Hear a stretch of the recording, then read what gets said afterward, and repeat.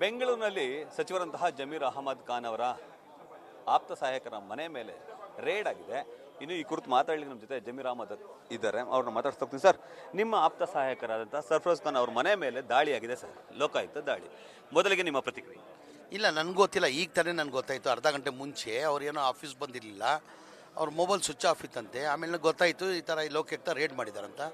Raid ಮಾಡಿದೆ ಅಂತ raid ಮಾಡ್ತಾ ಇದ್ದಾರೆ. ನೋಡುವ, ತನಿಖೆ ಆಗ್ತದೆ, ಏನೇನಾಗ್ತದೆ ಗೊತ್ತಿಲ್ಲ ನನಗೆ. ಸರ್, ಈಗ ಅಕ್ರಮ ಆಸ್ತಿಗಳಿಗೆ ಸಂಬಂಧಪಟ್ಟಂತೆ 10 ಕಡೆ ದಾಳಿ ಆಗಿದೆ ಅಂತ ಹೇಳಿ ಸರ್. ಇಲ್ಲ, ಅವ್ರು ಏನಾಗಿದೆ, ಅವರು ಇವತ್ತಿಂದ ಇಲ್ಲ, ಅವತ್ತು ಅವ್ರ ತಂದೆ ಕಾಲದಿಂದನೇ ಶ್ರೀಮಂತರು. ಅವರು ಏನೋ ಅಧಿಕಾರಲ್ಲಿದ್ದು ದುಡ್ಡು ಮಾಡಿರೋರಿಲ್ಲ. ಅವ್ರ ತಂದೆ ಕಾಲದಿಂದನೇ ಅವ್ರಿಗೆ ಭಾಳಷ್ಟು ಆಸ್ತಿಗಳು ಬಂದಿದೆ. ಈಗ ತಾರ್ಕಾದಲ್ಲಿ ಅವ್ರ ತಂದೆಯವರು ಕೊಟ್ಟಿರೋದು, ಇನ್ನೊಂದು 4-5 ಕಡೆ ನನಗೆ ಗೊತ್ತಿದ್ದಂಗೆ. ಈಗ ಬೆಂಗಳೂರಲ್ಲಿ ಮನೆ ಇರೋದು, ವಾಸ ಮಾಡ್ತಾರೋ ದೊಡ್ಡ ಮನೆ, ಅದು ಅವ್ರ ತಂದೆನೇ ಕೊಟ್ಟಿರೋದು. ಅವ್ರ ತಂದೆ ಕಾಲದಿಂದ ಅವ್ರು ಶ್ರೀಮಂತರು. ಅವ್ರ ಬರೀ ಸೇವೆ ಮಾಡಬೇಕಂತ ಸರ್ಕಾರಿ ನೌಕರಿ ಮಾಡ್ತಾಯಿದ್ರು. ಅವರು ಅವತ್ತಿಂದ ಅವ್ರು ಶ್ರೀಮಂತಿದ್ದಾರೆ. ಅವ್ರ ತಮ್ಮ ಅವರೆಲ್ಲ ತುಂಬ ಶ್ರೀಮಂತರು ಅವರು. ಬಟ್ ತಾರಕ ಜಮೀನಿಗೆ ಸಂಬಂಧಪಟ್ಟಂತೆ ಅಂದರೆ ರೆಸಾರ್ಟ್ಗೆ ಸಂಬಂಧಪಟ್ಟಂಗೆ ಕೂಡ ದಾಳಿ ಆಗಿದೆ ಅಂತ. ರೆಸಾರ್ಟ್ ಇಲ್ರಿ, ಅದು ಸ್ವಂತ ಫಾರ್ಮ್ ಹೌಸ್ ಅಂತಾರೆ ಅದಕ್ಕೆ. ರೆಸಾರ್ಟ್ ಇಲ್ಲ, ರೆಸಾರ್ಟ್ ನೀವುಗಳು ಹೇಳ್ಕೊಳ್ತಾರದು. ಅವ್ರ ಫಾರ್ಮ್ ಹೌಸ್ ಅದು. ಆ ಫಾರ್ಮ್ ಹೌಸ್ ಅದು ಏನಾಗಿದೆ ಗೊತ್ತಿಲ್ಲ, ನೋಡುವ ಅದೇನಾಗ್ತದೆ ಅಂದರೆ ತನಿಖೆ ಎದುರಿಸಿದ್ದಾರೆ, ತನಿಖೆಗೆ ಸಿದ್ಧಾಂತ. ಅಂದರೆ ಅದರಲ್ಲಿ ಒಂದಷ್ಟು ನಿಮ್ಮ ಆಸ್ತಿ ರೇ ಅವ್ರು ಹೇಳ್ತಾ ಇಲ್ವಾ, ಅವ್ರಿಗೆ ಆಸ್ತಿ ಅವ್ರ ತಂದೆ ಕಾಲದಿಂದ ಆಸ್ತಿ ಇರೋದು. ತಂದೆ ಕಾಲಿಂದ ಶ್ರೀಮಂತರು. ಅವ್ರ ತಂದೆನೇ ಅವ್ರಿಗೆ ಸಿಕ್ಕಾಪಟ್ಟಿ ಆಸ್ತಿ ಬಿಟ್ಟೋಗಿದ್ದಾರೆ. ಅವ್ರಿಗೂ ಇಬ್ಬರೇ ಅಣ್ಣ ತಂದಿರೋರು.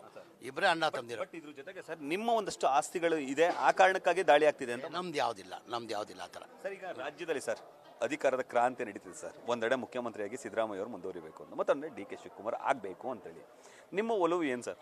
ನಾನು ಅವತ್ತಿಂದ ಒಂದೇ ಹೇಳ್ತಾ ಇರೋದು, 2028ವರೆಗೂ ಮನೆ ಸಿದ್ದರಾಮಯ್ಯ ಅವರು ಮುಖ್ಯಮಂತ್ರಿಯಾಗಿ ಮುಂದುವರಿಬೇಕು. ಡಿ.ಕೆ. ಶಿವಕುಮಾರ್ ಮುಖ್ಯಮಂತ್ರಿ ಆಗಬೇಕಂತ ಆಸೆ ಇಟ್ಕೊಂಡಿದ್ದಾರೆ. ಅವ್ರ ಅಭಿಮಾನಿಗಳು ಆಸೆ ಇಟ್ಕೊಂಡಿದ್ದಾರೆ. ನಾನು ಅವರು 28 ಆದಮೇಲೆ ಅವ್ರು ಮುಖ್ಯಮಂತ್ರಿ ಆಗಬೇಕಂತ ನಾನು ಭಾವಿಸ್ತೀನಿ. ಯಾವಾಗ 28 ಅದು ಮಧ್ಯದಲ್ಲಿ ಮುಖ್ಯಮಂತ್ರಿ ಬದಲಾವಣೆ ಮಾಡಬೇಕಂದ್ರೆ ನಮ್ಮ ಈ ಕೈಲಿ ಯಾರಿಂದನೂ ಸಾಧ್ಯ ಇಲ್ಲ.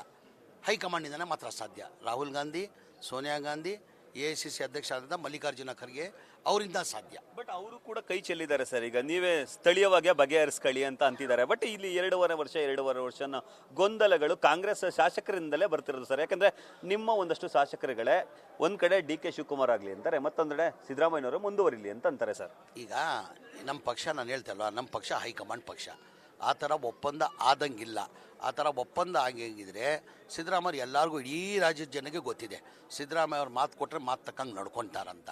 ಆ ಥರ ಒಪ್ಪಂದ ಆಗಿಲ್ಲ ಅಂತಾರೆ. ಅದೇನಿದ್ರು ನಮ್ಮ ಪಕ್ಷ ಹೈಕಮಾಂಡ್ ಪಕ್ಷ. ಇದಕ್ಕೆ ತೀರ್ಮಾನ ಮಾಡಬೇಕಾಗಿರೋ, ಸಿದ್ದರಾಮಯ್ಯ ಅವ್ರನ್ನ ಬದಲಾವಣೆ ಮಾಡಬೇಕಾದ ತೀರ್ಮಾನ ಮಾಡಬೇಕಾಗಿರೋದು ರಾಹುಲ್ ಗಾಂಧಿ ಮಾಡಬೇಕಾಗಿರೋದು, ಮಲ್ಲಿಕಾರ್ಜುನ ಖರ್ಗೆ ಸಾಹೇಬರು ಮಾಡಬೇಕಾಗಿರೋದು, ಸೋನಿಯಾ ಗಾಂಧಿ. ಬೇರೆ ಯಾರಿಂದನೂ ಸಾಧ್ಯ ಇಲ್ಲ. ಬಟ್ ನಿಮ್ಮದೇ ಶಾಸಕರು ಇಕ್ಬಾಲ್ ಅನ್ಸರಿ ಆದಿಯಾಗಿ ಹಲವರು ಹೇಳ್ತಾರೆ ಸರ್ ಡಿ.ಕೆ. ಶಿವಕುಮಾರ್ ಆಗಲಿ ಅಂತೇಳಿ. ಈಗ ನನ್ನ ಅಭಿಪ್ರಾಯ, ನಾನೇನೆಂದೆ, 28ವರೆಗೂ ಸಿದ್ದರಾಮಯ್ಯ ಅವರು ಮುಖ್ಯಮಂತ್ರಿ ಆಗಿರ್ಬೇಕಂತ ನಾನು ಹೇಳಿದ್ದೀನಿ. ಹಂಗಂಗೆ ಅವ್ರವ್ರ ಅಭಿಪ್ರಾಯ ಹೇಳ್ತಾರೆ. ಅಲ್ಟಿಮೇಟ್ಲಿ ನಮ್ಮ ಪಕ್ಷ ಹೈಕಮಾಂಡ್ ಪಕ್ಷ. ಬಟ್ ಪದೇ ಕ್ರಾಂತಿಗಳ ವಿಚಾರ ಮಾತಾಡ್ತಾರೆ ಸರ್. ನವೆಂಬರ್ ಕ್ರಾಂತಿ, ಡಿಸೆಂಬರ್ ಕ್ರಾಂತಿ, ಈಗ ಸಂಕ್ರಾಂತಿ ಅಂತಾರೆ. ಈಗ ನವಂಬರ್ ಕ್ರಾಂತಿ ಆಯಿತು, ಡಿಸೆಂಬರ್ ಕ್ರಾಂತಿ ಆಯಿತು, ಈಗ ಸಂಕ್ರಾಂತಿ ಕ್ರಾಂತಿ ಅಂತಾರೆ. ಏನೇನು ಯಾವ ಕ್ರಾಂತಿನೂ ಆಗಲ್ಲ, ಏನೇನೂ ಆಗಲ್ಲ. ಸಿದ್ದರಾಮಯ್ಯ ಅವರು 28ವರೆಗೂ ಮುಖ್ಯಮಂತ್ರಿಯಾಗಿ ಮುಂದುವರಿತಾರೆ. ಬಟ್ 5 ವರ್ಷ CM ಆಗಿರ್ತಾರೆ ಸರ್. ಖಂಡಿತ ಇರ್ತಾರೆ. ಡಿ.ಕೆ. ಶಿವಕುಮಾರ್ ಇವ್ರದ್ದು ದೆಹಲಿಗೆ ಹೋಗಿದ್ದಾರೆ ಸರ್. ಇಲ್ಲ, ಅವರ ಇಲಾಖೆ ಸಂಬಂಧಪಟ್ಟಂಗೆ ಹೋಗಿರೋದು. ಅವರು ಇದಕ್ಕಂತ ಇಲ್ಲ, ಇಲಾಖೆ ಸಂಬಂಧಪಟ್ಟಂಗೆ ಹೋಗಿರೋದು.